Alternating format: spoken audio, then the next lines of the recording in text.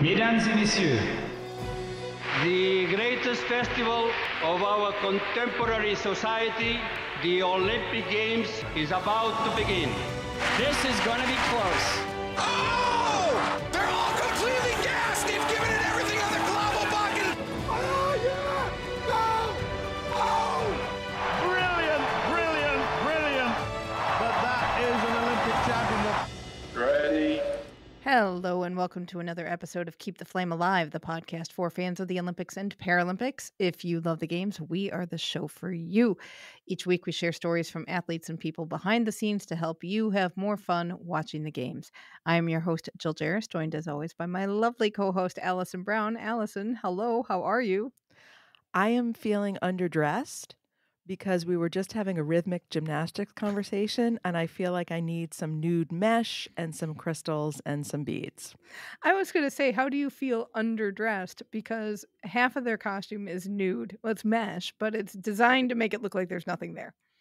Well, we did talk about the rule changes on our Patreon show, and we should see some differences in the costumes this time around. I am looking forward to that myself. I don't know why. I so rarely look forward to things in the world of rhythmic gymnastics, but I am really looking forward to Paris 2024 for a variety of reasons, as we were talking about before the show. Also because I want to see the volunteer job you wanted during Tokyo 2020, which is picking up the crystals and beads that have fallen off the costumes, and I want to see that volunteer job in action. The crystal cleaner. I wonder if they have I bet they just call it aid. Yeah, Assistant. Yeah. The bead baby. See, we can do better at titling these volunteer jobs. So I don't have a good segue to Not our a good interview. segue for No, what we're going to talk about today, but that's all right. Let's just go with it. So today we are talking about Munich 1972 and the massacre there. We have on with us lawyer and historian Warren Perrin. Warren is the co-founder of the Acadian Heritage and Culture Foundation, which celebrates the French culture of Louisiana. He is also the author of several books, the latest of which is The Weight of History, The Power of Apology, Remembering Lifter David Berger 50 years after the Munich Olympics. And that gets into the interesting connection that Perrin had with David Berger during their weightlifting careers. Take a listen. Warren Perrin, you've written The Weight of History, The Power of Apology, Remembering Lifter David Berger 50 years after the Munich Olympics. Thank you so much for joining us. Thank you for having me. Tell us a little bit about why you wanted to write about David Berger and why now. I'm 76 years old, and the older I get, the more I found myself thinking about that era of my life in the 60s when I was a national champion, Olympic weightlifter. David Berger was a national champion, Olympic weightlifter. And another mutual friend, Walter Amahara, an Asian American, was a national champion. And how that has inspired me in so many ways of my life. And so I wrote a very short 500-word letter to the editor to the state's largest newspaper. And I just reminisced about my relationship with him and how he had sacrificed so much to compete in the Olympics. And after reaching that goal, within 72 hours, he was dead. And somehow that article reached the family, David's brother and his sister. And they contacted me and thanked me for that. And that led to a book with them giving me permission and sharing with me all of David's personal artifacts, memorabilia, scrapbooks. So it allowed me to tell a rich part of his life and compare it to mine and an Asian American's. Tell us a little bit about how you met David Berger, because it's interesting. You live in Louisiana, and I actually live in Cleveland. So David Berger grew up on the east side of Cleveland. And how did he end up in Louisiana? He attended Tulane University, which is one of the outstanding universities in the country. And there are a lot of Jewish people who attend Tulane. And he also knew that Louisiana had become a hotbed for the sport of weightlifting, primarily because of the New Orleans Athletic Club, which had a very strong team and David figured he could work out with them. The New Orleans Athletic Club is the second oldest athletic club in the country, the first being the New York Athletic Club. And so David was an outstanding student. His dad used to love to say, David was always the strongest student in the classroom and the smartest weightlifter in the weight room. He was always number one in his class, phenomenal student.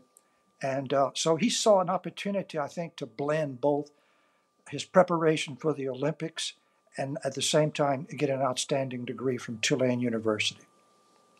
Do you remember when you met? I can't say the exact day, but it was over a period of years. I was still in high school, and my older brother, Terry, was a competitive weightlifter, also national champion with the team from the University of Louisiana. And so Terry would bring me along to the college and high school meets, and I was actually lifting when I was only 12 years old. So I was exposed to all of these lifters at a young age. But I certainly recall knowing him when I was, say, 17, 18, a senior in high school. I won the state Louisiana weightlifting championships, and he was there at that time, at that meet. He would help out because he was working out not only at Tulane, but also working out at the place where the meets were held, the YMCA and the New Orleans Athletic Club. What impressed me the most, we could speak French to each other. I'm a native Cajun French speaker, and I'm from a small little hamlet near the edge of the swamps in South Louisiana. And David was a French major. And so we had this in common. I, of course, had never met a Jewish person, being in southern Louisiana where everybody was Catholic. And he had never met a Cajun. And, you know, I knew the history of these many deportations that the Jewish people had endured, but he had no idea that the Acadian people had also been deported from Nova Scotia in 1755. So we just shared so many of these interesting interests and commonalities. We drawn to each other because of that. What was it about weightlifting that you liked? What drew you to the sport? I grew up feeling on the margin, marginalized. My culture, we were told not to speak French in school and public buildings. I went to a small school. My class had 12 students. I like to brag, I finished third in my class, but I didn't tell anybody there were only 12 students. And so I needed something to be successful at.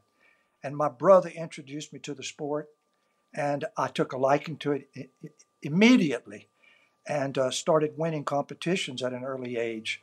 And there's nothing like competing with an inanimate object, gravity, a weight. There's nobody else to blame. It's just you against gravity. And the challenge was every workout trying to do better than you did before. So it's not like running a 100-yard dash. You're going to run the 100 yards. It might take you a little longer every time you practice. In weightlifting, it's different because you either make or you don't make the lift. And so it's really challenging mentally to want to succeed, to actually accomplish a speed lift like a snatch, clean and jerk, or the Olympic press. What qualities did you have that made you a good weightlifter, and what qualities did David have that made him a good weightlifter? He had the ability to never miss a workout. As far as I knew, it was number one in his life. The dedication, not only the time I knew him, but as I did the book and did the research and started interviewing his teammates, his roommate at Tulane. I interviewed his friends after he moved to Israel, and it was unbelievable what he sacrificed to do, including having to sign an agreement with the Israeli government that he would agree to take anaerobic steroids, which he knew was not healthy, but he did it anyway. Now, I was not as dedicated as he was.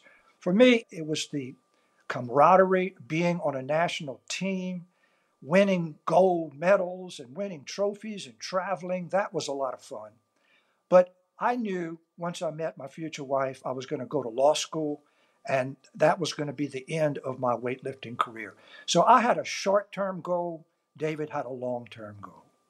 On the steroids bit, it's kind of an interesting time because there is no anti-doping agency.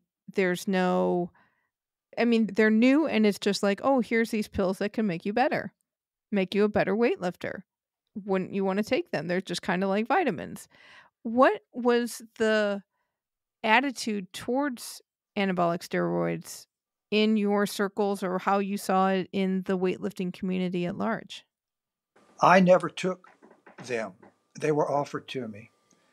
The one lifter, Louis Rickey, who was with the New Orleans Athletic Club, he was the guinea pig that was used from the get-go.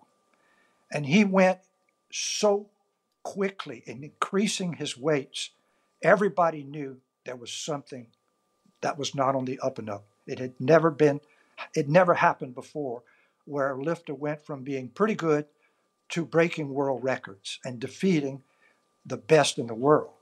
And so he, in his book, said he was told it was vitamins and they were using isometrics, and that's what the key was. But in fact, they were giving him steroids. And ultimately, thank God, he eventually fessed up to it when they told him the truth. And he never hid that fact. But he would go to weightlifting meets and the crowds would boo him because they knew there was something. Now, I was a part of that era. So I was hearing the stories that it wasn't good for you. Don't fool with that. You're going to get hooked. You're going to lose your health. So I was aware of all of that. And I know David was also, because he was a little older than me. So he was a little ahead of the curve than I was. And I can tell you, his father was a neurosurgeon, and he was raised knowing what's good and not good for your body. So there's no doubt he expressed that to many of his friends. He knew he was jeopardizing his health, but he did it anyway. Right, because at that level, there's a fair amount of countries wanting to win at all costs. I mean, we're still at height of Cold War, where the games were used to show country dominance.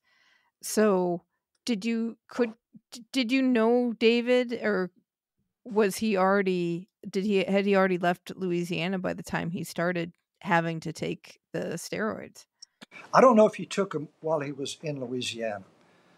My investigation found from Sharon Smith, who would drive him to get the injections, who actually was one of his closest friends in Israel, and who actually could confirm to me he even had to join the Israeli army. He had a draft notice sitting on his desk. Had he not been killed, he would have had to report to the Israeli army, and he was a pacifist. So the steroids, I don't know when that started, but certainly we know it was the 2 years that he was in training for the Israeli Olympic team. And David, being a pacifist, saw the Olympics as the ultimate way to achieve world peace. And he was sanctioned by the Israeli Olympic Committee for working out with some Russians when they went to a meet in Europe. And despite the warnings, he persisted with his relationship with some of the Russian weightlifters. So he was headstrong and had some very strong beliefs. But he did what he had to do to compete in the Olympics. So Munich 1972 was the last time that the weightlifting competition had these three elements, the snatch and the clean and jerk, which we still have today, but they also had the press. What was the press? Can you explain how that worked? Initially, it was the military press. You brought it to your shoulders, and then you had to bring it above your head without any other body movements. But you can't do as much unless you do body movements. So everyone started exaggerating over the decades, and it became uncontrollable, where there was so much cheating. We would actually train for 2 hours a day how to cheat. We developed our own vocabulary on funging, how you would not bend your knees but come as close as you could without the referee seeing it. So you would cover your knees, you would fake bandages so the ref couldn't see that your knee was unlocking. and you would lay back, and it put tremendous stress on your lower spine. And they saw many injuries developing. So it was a combination of the injuries that were developing and the inability to make it a fair competition. Because if you went compete in Russia with Russian judges during the Cold War, guess who got the green buttons and guess who got the red buttons? So the judge had so much subjectivity, it was almost ruining the sport. And that's why Munich was the last time the Olympic press is part of the competition. And it's also grueling. To compete the way we did, it took 10, sometimes 12 hours of competition. So that was too stressful on the body. And so that helped out a lot, time-wise. Wow, 12 hours of competition, which is a very long day. But it also seems like, as you mentioned, like you can only lift so much weight. So if the desire is to keep seeing more humans becoming superhuman by lifting more and more weight, there's only so much you're going to be able to do, and then competitions get kind of boring. Is that also an element of why the cheating and the fudging got put into it? Yes, but we were competing not just for individual glory. Our team, the University of Louisiana, set a record. We won 8 national championships in 13 years, and we did this without a coach. So there was nobody to hold us back. I mean, we went to competitions without a coach, so we had to decide among ourselves who was going to compete, where we had the best chance to score points. And so it was this camaraderie, this band of brothers that felt so good. And we even split the team up once and went to 2 meets and won both meets, one in New Orleans and one in Texas. That's how powerful we were. So that's the kind of thing that drew David to us. He wanted to be a part of that culture in Louisiana that was so new to the whole country at a time when most athletes were prohibited from weight training for other sports. The belief was it made you muscle bound. You lost flexibility. You wouldn't be able to throw a ball as fast or as hard. That today we all know is debunked. There's not one high school in America that doesn't have a weight room. I mean, it's just part of the culture now. But we were avant-gardes. We were on the cutting edge of something new. And so every time we could figure out a way to gain an advantage, we did it. Looking at Munich 1972, when did you find out that David was going, that he qualified? Oh, we all followed him because we were about 100 in the South in the sport. And we all knew he was the only one that had made it. Walter Amahara, the Asian I mentioned, would have probably made the U.S. team but for an injury. He was a member of our team. So when Walter didn't make it, we all turned our eyes to David because we all knew he had told us he was going to emigrate to Israel when he didn't make the U.S. team. And so we followed him. I mean, he was like our shining star. He was the only one that we knew in the entire Olympics or any person that ever went to the Olympics that any of us knew. And so when the news hit, I mean, we all called each other, and it was a very sad time for all of us. How much did you know what was happening in Munich prior to the terrorist attack? I knew absolutely nothing. I was not in contact with him. The only person that I was getting news was from Walter Amahara. Walter went with his wife Sumi to the Olympics to see David lift. They had been on the team together and represented the United States in an international competition in Mexico. So Walter was letting us know how things were going. He was shocked that there was so little security at the Olympics. And that, as we later found out, was part of the problem. Now, the attack didn't occur till I think the 12th day of the Olympics. So I think the municipal police and the security sort of felt that they had weathered the storm. It was over with, and they weren't going to have any problems. And that's when Black September struck. But as far as I know, I was just watching TV every time I'd get off of work. I was a young attorney working for a judge as a law clerk. He gave me a lot of time off to watch a lot of the Olympics, and I certainly was on pins and needles when it was time for the weightlifting competition. So the terrorist attack happens. We've all seen the footage of Jim McKay and the other broadcasters. What was happening for you when it was so personal? My wife and I had just had our first baby, Rebecca, and I was watching TV. And when they announced that it was over with, that they were all dead, I can just remember Rebecca crying, and we walked into the bedroom, and I remember we just hugged each other because Mary had met David once at a meet here in Lafayette, and she knew how much that meant to all of us. And then kind of picking up the baby and just consoling her. That's my memory of learning of his death.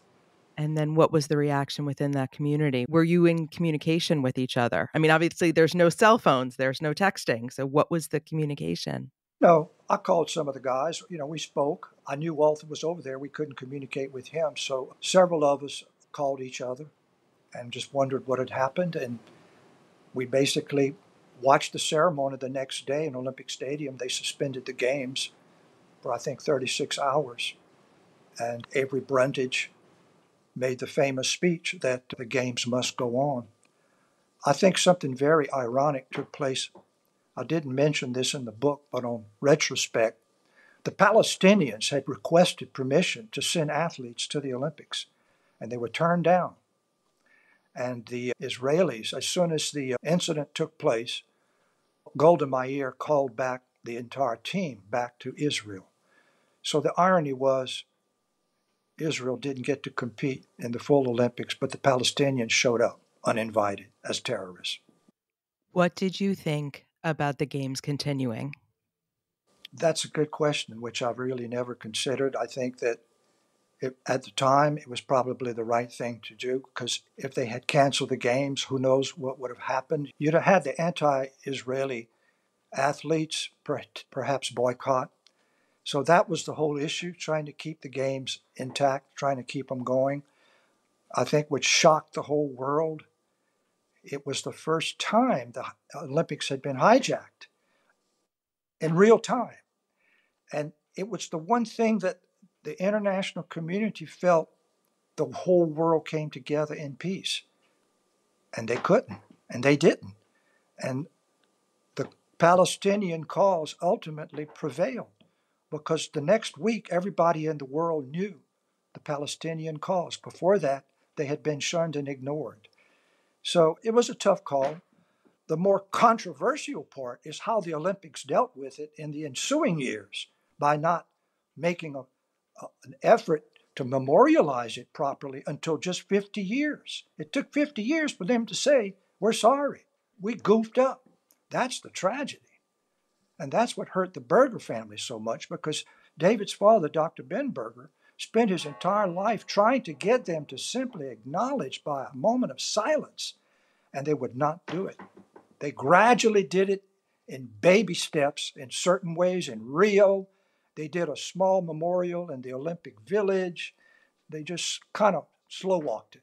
That was wrong. So let's talk about that 50 years and what was happening and what your involvement was with the Berger family and with getting that moment acknowledged. I went about it a little different way. I will tell you that by Walter Amahara, the Asian American, getting an apology from the United States government for the internment of his family and 125,000 Japanese after Pearl Harbor. That inspired me to launch a redemptive effort on behalf of my ancestors who were deported by the Queen and the British government, which led to a 15-year quest, ultimately obtaining an apology from Queen Elizabeth II for the Acadian deportation. That was issued in 2003, 20 years ago this July. I have to tell you that because that was all inspired by David Berger and Walter Amahara's ancestry and tragedies. We all come from minorities in America, and they taught me how to address. I knew efforts from the Berger family was going on unsuccessfully. And so By launching the book, it allowed me to get closer to those who were in the field, trying to get it acknowledged, getting to talk to those attorneys that were in the effort, and negotiating with the German government, where they ultimately obtained what they wanted, which is three things: an acknowledgement that the security was totally lax, a botched rescue, and most maddening, a cover-up. They covered up documents for 50 years. Those are finally being released to a 6-person commission that will ultimately write a report on the Munich Olympic tragedy. When you think about it all in one or two sentences like that, the idea that it's taken 50 plus years for a commission to come about, when we deal in America, we have commissions all the time that take place right after events. And this commission that's 50 years later, what is the hopeful outcome? Number one, security. Now, at the time this happened, the only government in the world that had a special class to fight terrorism was Israel. Golda Meir offered to send Mossad to liberate her own athletes, but the German Constitution, following World War II, prohibited foreign governments sending any type of security or military force into Germany. That's why it was left totally to the hands of the municipal police. The German government had no hand in this. They were totally hands off. They deferred to the local municipal police of Munich. So why? What led to this? Hopefully there will be more understanding on better security. The cover-up. I mean, I was able to obtain David's death certificate, which, by the way, was signed by the same doctor who gave him steroids and who examined his body. And that was the first time. The family had never even known the cause of his death. They thought he was blown up by a hand grenade, when in fact he died of smoke inhalation because of the lax attempt by the fire department to put out the fire, which was caused by a hand grenade exploding beneath the helicopter. I mean, these are the type of things, if you're not part of something like this, you don't realize how important these unveiling of these details are to the families. And so it's not just David's family. I mean, there's many other athletes who were killed. There were 11 who have children, grandchildren, and great-grandchildren that are still demanding answers to this. Did you have a lot of communication with those families? I mean, I was familiar with Anki Spitzer's work on this, but how in touch were you with other families besides the Bergers? Not directly with those families. I did reach out to them a couple of times, but when I was trying to complete the book, it was a very hectic time. I was trying to complete it in September of last year for the anniversary, September 5th. Then I started hearing and getting emails that a flurry of activities going on. Big things are getting ready to happen. It's just not going to be what it was envisioned to be, just a simple memorial ceremony, when the Israeli families announced they were going to boycott the entire event. So I put my book release on hold because I wanted to include in my book what actually transpired for the anniversary. So it hopefully gives my book more of a final chapter. I could close on that part of the Munich Olympics. I was more in touch with family, Berger's family, his high school, his college, his friends, and he later went to Columbia University. Between Tulane and Israel, he got double degrees in 4 years from Columbia University in law and an MBA in business. Incredible feat to get double majors in 4 years. And so he was working out with a lot of people in New York City. So I've interviewed several of those teammates and coaches. In fact, one of his coaches from New York City is the one who called David's parents and told him that David had been killed because he was in charge of the American Weightlifting Federation. What was your reaction to the moment at the Tokyo opening ceremonies when they did acknowledge the death of those athletes? It was a nice feeling of redemption. I knew that his parents would have been happy, and that's what his siblings told me. They would have been very, very happy if they had been able to live to see that event. because they were very active people. They had called upon everyone not to retaliate. His father issued press releases begging the Israeli government not to take an eye for an eye. They said David would not have wanted that to happen. And we know what happened, that they launched a 20-year campaign to kill everyone who had anything to do with it. They actually killed several innocent people.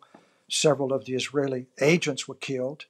And one of the most chilling things I learned was that David's father got a call from someone with Mossad one night and told him that his son would rest in peace because they had finally completed their mission. Everyone had been killed.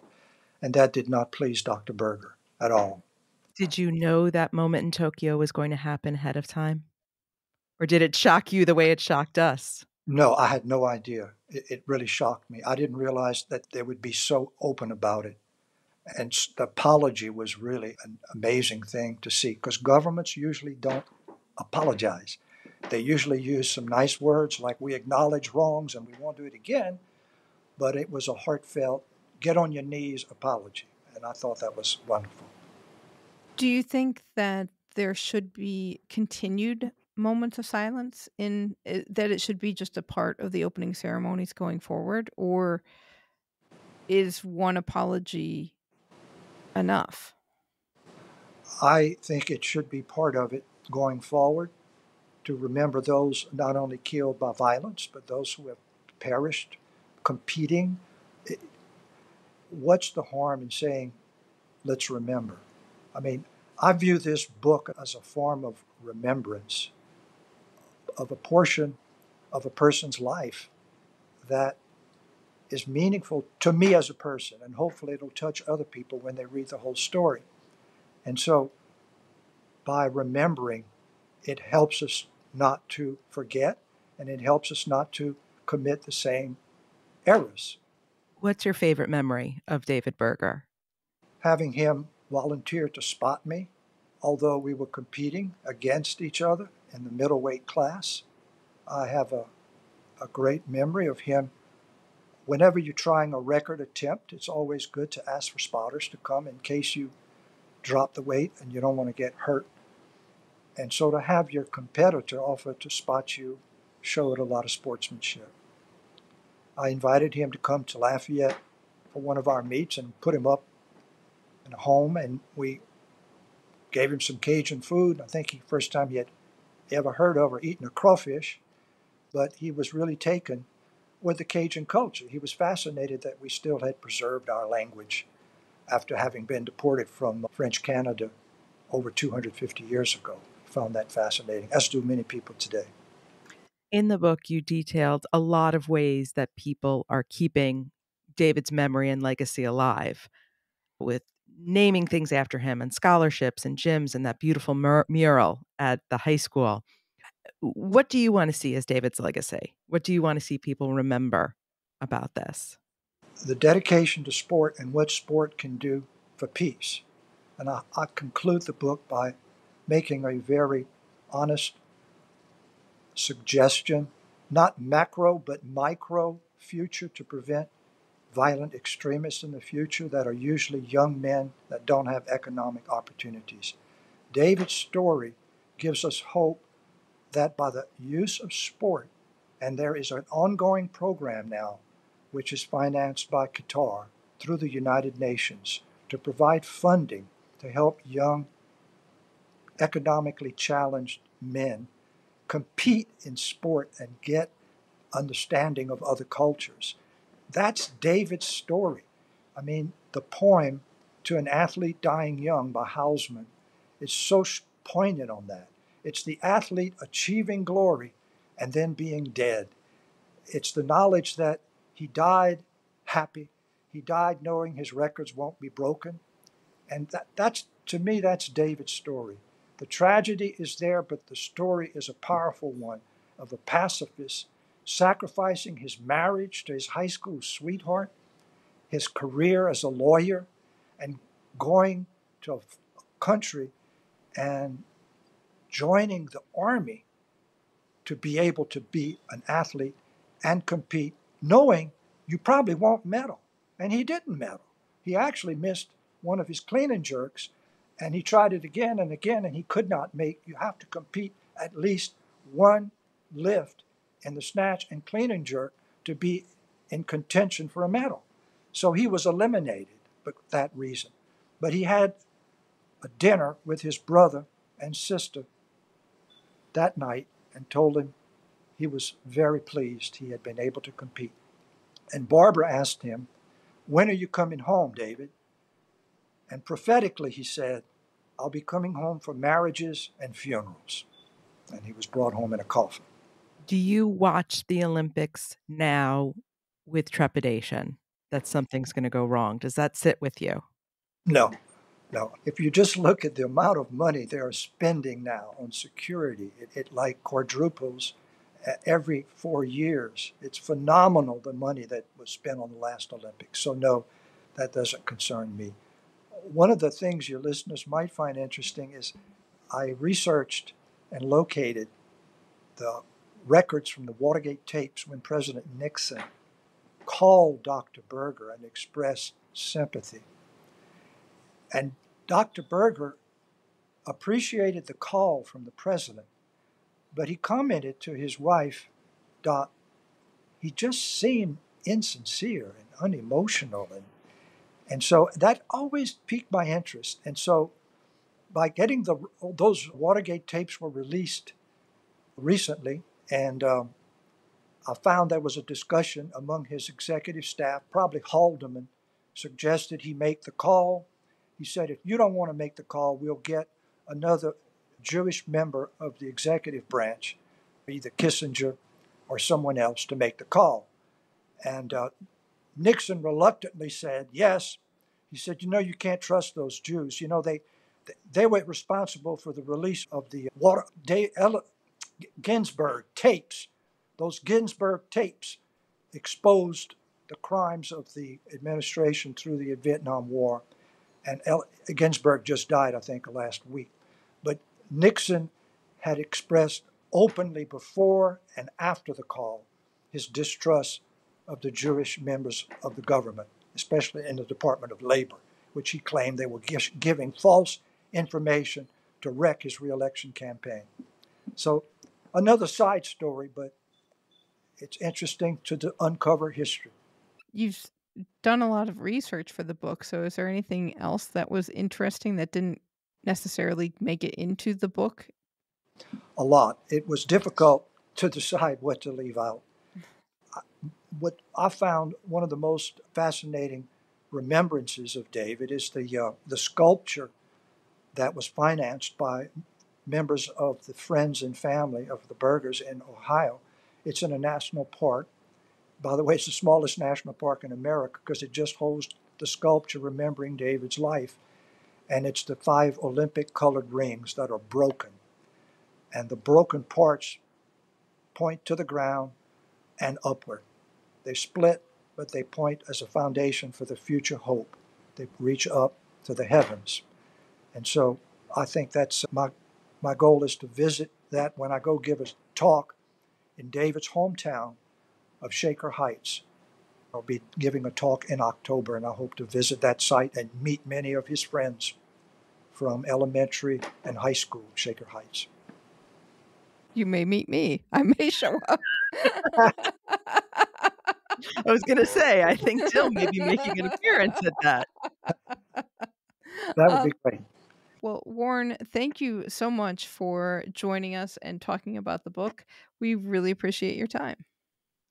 Thank you for having me. Merci beaucoup. Okay. Thank you so much, Warren. You can find out more at acadianmuseum.com, and Warren has a Facebook page, so look for that under Warren Perrin, and we will have links to both of those in the show notes.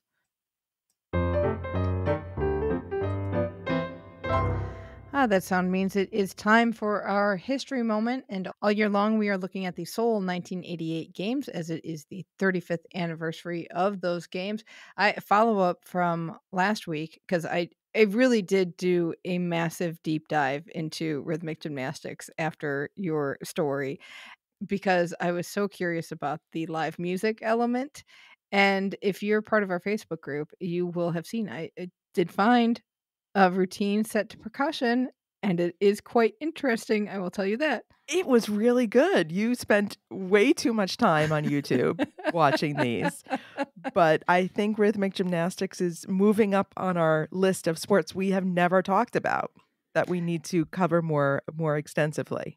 Oh, definitely. Most definitely. So today, as promised, I have yet another story from the crazy world of sailing at Seoul 1988. We're going back to the bay in Busan with one last story. This time it is from the Flying Dutchman, or two-person heavyweight dinghy competition. This race was a triumphant return for Irishman David Wilkins, who was making his fourth Olympic appearance, and this was his first Olympics after his silver place finished in 1980. And that was the first time Ireland won a sailing medal in the Olympic Games. And I believe he was given the medal by Lord Callanan. So it was a whole, I know you love that stuff. So it was a whole big deal. So Wilkins had to skip 1984 because could not get time off of work. And, different world, totally different world back then. We're going to have a chat with his boss. Oh, can I have vacation to go compete at the Olympics? Yeah, I won a silver medal last time. I can't do an Irish accent, so I'm not even going to try. And the guy says, no? What is happening? Duty calls, I guess. You got a family to feed. I believe he had children by that point, so he really did need the Well, cash. He was Irish. Of course he had children. Oh, snap. Anyway, so David Wilkins is back for 1988, and he is hoping to get gold. So that hope was sadly, dashed almost immediately in race 1. As you remember, the sailing competition was held in Busan, which was a main port for South Korea. Well, Wilkins and his crew, Peter Kennedy, started off the first race well. They were in the top 4. And then a container ship came through the area and cut them off. They were forced to tack away from the best route because of the container ship, and they fell way behind and settled for 15th in that race. The container ship affected 3 other boats, and so they protested the race results, but they got nowhere with the jury, and they were stuck with 15th place. Wilkins told the University Times that today that race would probably have been abandoned and restarted, but back in the day, the rules were very much different. So one would think that it might be okay because in sailing, you get to drop your worst placement. So if everything else goes according to plan, they would be still in the thick of the medal race. Of course, did not go to plan, because in another race of this regatta, they were leading by a really great distance. They'd gotten their sail placement perfect. They were speeding along, and the boat suddenly slowed down. And the University Times story I found said it was like they'd begun dragging along an anchor. Well, what happened was that their centerboard caught on a piece of plastic with tar on it, which is a 1 in a million chance that this is going to happen. And they were forced to capsize their boat to get the tar off of it. And that didn't work. So they had to get back in the boat and finish the race with the tar on the boat, and they finished just way down in the field. And 2 bad finishes was too many for Wilkins. They did have a first place finish and 2 others in the top 10 of their regatta, but it wasn't enough to lift them up in the standings, and they finished 10th overall. And I have one other interesting story from the Flying Dutchman 2-person heavyweight dinghy competition. And that is the Israeli team of Eldad Amir and Yoel Sela finished 4th. They started off well. They got 6th in their first race. But then the second race fell over Yom Kippur. And the Israeli Olympic Committee forbade their athletes from competing.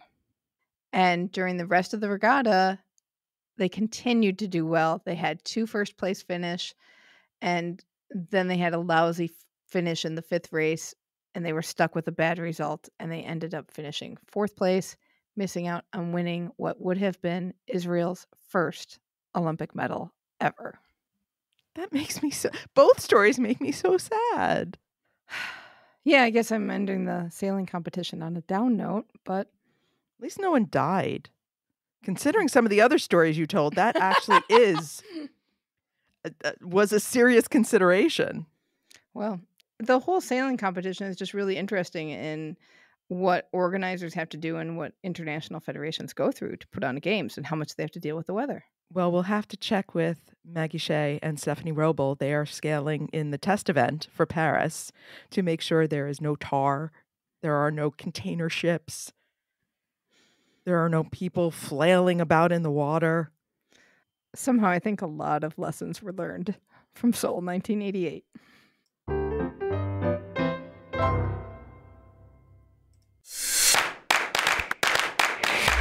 Welcome to TKFLASTAN. And now is the time of the show where we check in with our team, Keep the Flame Alive. These are past guests and listeners of the show who make up our citizenship of our very own country, TKFLASTAN. First off, congratulations to boxer Ginny Fuchs for winning her fight against India Smith by unanimous decision this past weekend. Her pro record is now 3-0, and she is looking for her next fighting opportunity. Was also talking on Twitter. Maybe it's time to take a shot at a world title. Go for it, Ginny. The documentary Paragold, featuring para-dressage writer Sydney Collier, is now available to stream on Amazon and Apple TV. I do not have Amazon or Apple TV, so let me know what you think of it. Congratulations to bobsledder AJ Edelman, who earned his MBA from Yale School of Management. He's looking for a job, so check out his LinkedIn profile. We'll have a link to that in the show notes. Happy retirement to Gia, boccia player Alison Levine's service dog. She served Alison for a few days shy of 11 years. So happy retirement, Gia.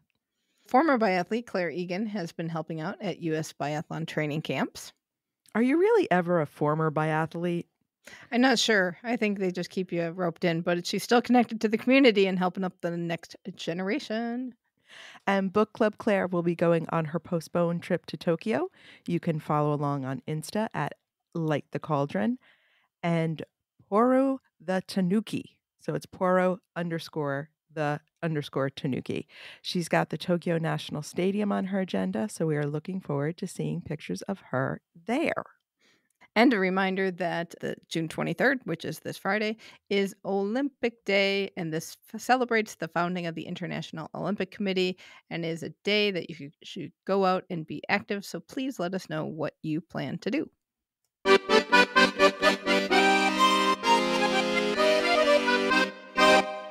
know, we have such a happy theme for our Paris 2024.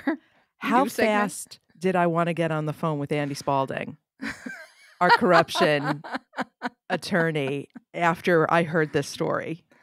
We should see what he thinks. I got an email out to him. So, hey, guess what? We have some potential corruption going on within the Paris 2024 Organizing Committee. The Paris 2024 offices, as well as the offices of Solideo, the public body responsible for delivering the game's infrastructure. The Paris 2024 investigation launched in 2017 over contract issues and favoritism. The Solideo investigation started in 2022 after an audit by the French anti-corruption agency. Authorities are looking at alleged embezzlement of public funds and favoritism. Paris 2024 so far has said it has been transparent with its contract progress, with its contract process, and is cooperating with investigators. And as you can imagine, the IOC has nothing to say because the investigation is ongoing. And this comes at an interesting time because the IOC Executive Board is meeting right now, and there will be an extraordinary session this week. So I can only imagine what was said behind closed doors. Extraordinary indeed.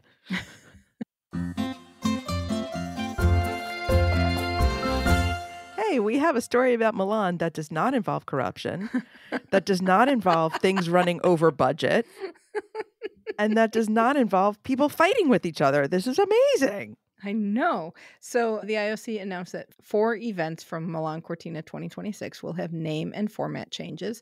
So the ski alpine combined is changing from an individual alpine combined event to a team combined event.